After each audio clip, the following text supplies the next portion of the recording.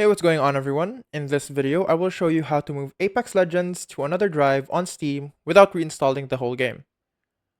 If you have your game opened already, close the game, since you cannot transfer your game to another file if the game is opened. Now open up Steam and find Apex Legends. Right-click and choose Properties. Once here, click on the Installed Files tab,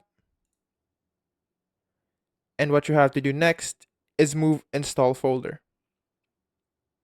Steam will show you a list of available drives and folders, and then what you have to do next is choose the drive that you want to move Apex Legends on, like your D drive or SSD. After that, click Move. Steam will start transferring the game files, and this may take a few minutes depending on your drive speed and the size of the game, so just let it finish. Once it's done, Apex Legends will automatically launch from the new drive. No need to re-download anything. And all your settings will stay the same as well. This is useful if your main drive is full, you want faster load times on an SSD, or you're reorganizing your storage.